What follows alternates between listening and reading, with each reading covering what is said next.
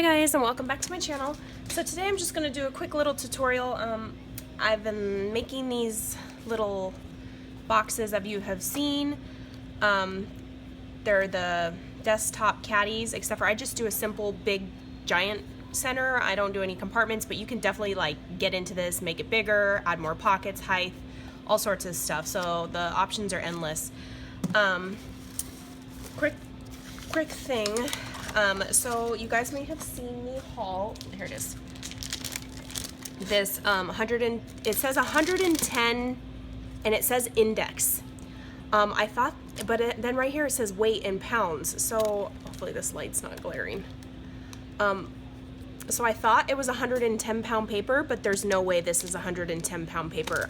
It is thick cardstock, and it's super, I think, really good for like if you're printing collections and then fussy cutting it, because this will run through your printer. Like my printer sucks up the paper and then bends it, so this is very still bendable, you know. Let me show you. So these are both them. Let me move one of them. It's very bendable still. This 110 pound cardstock, this is before they changed the packaging for Joann's. This is 110 pound. This is one piece. It is much, I don't know if you guys can see that. It's much thicker. It's almost seriously like a chipboard. I mean, it's not that thick, but it is 110 pound, and it's literally, where's the camera? Let's see if I can catch that. Like the actual thickness. The Joann's one is about 2 times as thick as this one. It's very thick. So I do need to get some more Joann's because I like making these using this really thick stuff for like my wannabe flip book mini albums and for the caddies as well. But I'm down to my last sheet, so I have to use this other one, the Walmart one that I held at Walmart for like $4. Okay, so first things first, you're going to need 2 sheets of paper. These are just 8.5 by 11s. Whoa. You're going to want to get your scoreboard and score it at 2 inches on 3 of the sides, 2 inches in. So yeah, this is an 11 sheet. So I'm going to score at, I'm going to move the paper down and score it. So 2 inches in, you're going to score it. And then on the bottom, you're going to take it in 2 inches. Where was I? 8.5? So I moved the edge of my paper to the 6.5, and I know that that means it's at 2 inches in. And then 2 inches in.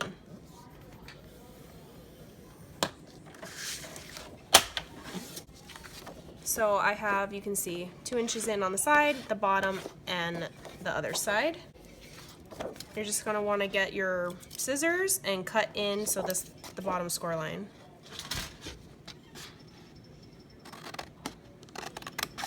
And just cut once straight up.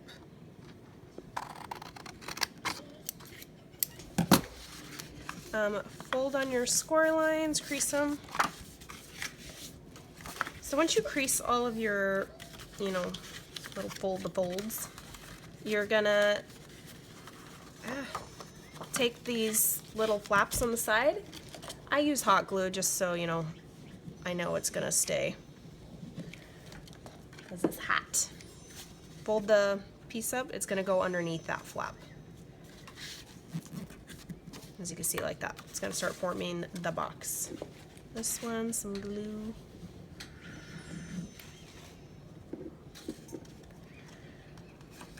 And then I like to, while it's still hot, like crease down on it. With your scoreboard, you're gonna score again, 2 inches everywhere. I guess it's easier if you like push your paper all the way through and go to the 2 inches, then score it. 2 inches on the bottom.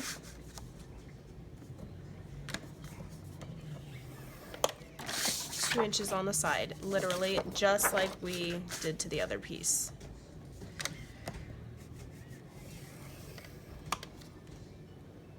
Then, okay, so there's your lines. Your 2-inch one on the very bottom long piece, you're gonna wanna move that all the way to the 5.5 marks. So then with your 2-inch mark and you move it into the 5.5 mark, that's where you're gonna wanna cut your paper.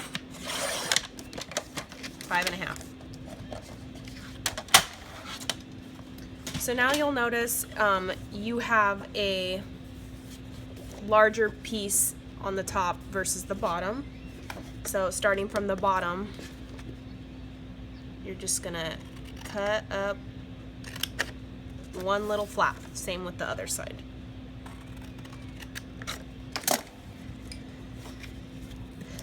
Fold on your creases. Creases before you start cutting stuff. Making all these extra steps. So literally now you just have a mini version of what you had.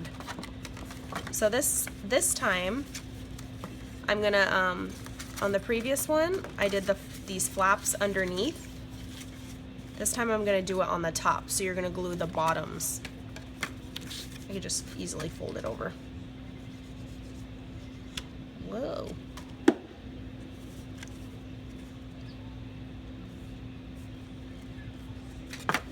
Push it so you can see how that's on the inside. So I kind of just hold it down and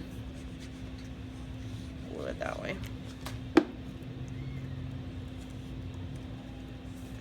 Okay. So now you have your big piece and your little short baby piece, as you can see. The bigger piece, I slide it into the smaller piece, and it's gonna go directly like that. If you're working with like double-sided tape, you could probably tape down the bottom and the sides right now, but since I'm working with hot glue, I'm just gonna work with the bottom piece for now. I'm gonna try to work fast, because you're not going to be able to work with the sides and the bottom. It's just the hot glue dries too fast. And I place the bigger one inside. Pressing down, pushing it in.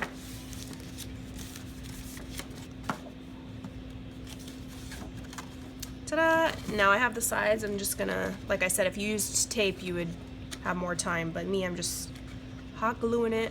So I'm just shoving it in the cracks.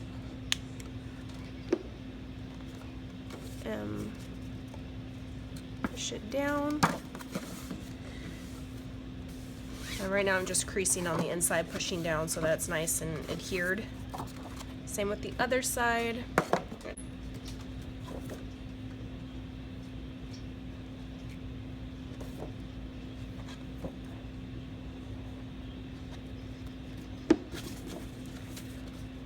Push it in, glue it down.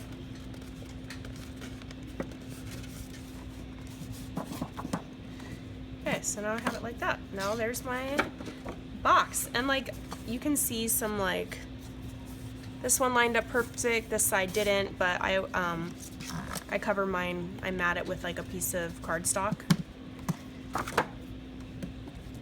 And then the sides, you can leave them just like this if you want to. I cut mine at an angle. So now on the sides, looking at the front of your box, you're gonna just wanna cut from the corner to corner, literally just a diagonal all the way across. Let me just do it from this side. Kind of just point and aim in the direction. That's what I do.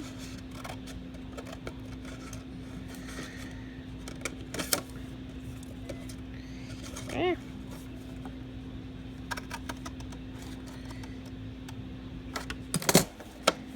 Okay, just like that. Pretty sure you can like cut sides, but like before you start assembling, but you never know where this piece, I feel like, is going to line up on this paper, so I wait till after. And again, on this side, corner to corner to... It doesn't have to be perfect.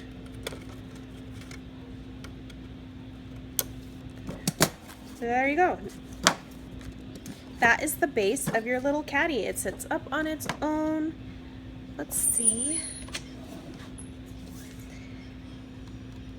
It is a hair under 7 inches wide and 2 inches deep. So for this one, I just used the Maggie Holmes Flourish collection. I did mat the sides, so what I did is I cut a rectangle that was 2 inches wide, and then I'd lay the rectangle on right here and just get a little pencil mark and do the corner here and then pencil mark up here, so I knew where to cut diagonal, and then I taped it on. And then so forth on the front, you know, I just measured with pencils. And then I did line the back on the inside. I didn't line the inside triangle pieces just because that's a little harder. Put that away, it's in the way. So here's a close-up. The ephemera piece that came with the collection, that it was one giant piece. It was the 3 houses, but it was one piece. I cut it into 3 pieces, like 3 separate houses, and I puffed the front 2 up on dimensionals to give it like that, you know, staggered look. Stuck some tulle. These are the flowers from the collection. This is a chipboard sticker from the collection, cardstock sticker, and then this butterfly, which is also, oops, from the collection.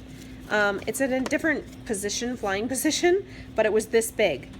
And I was like trying to stick it on. I'm like, oh my god, this butterfly is like huge compared to like the houses. Like, what is this, killer butterfly? So I cut it down.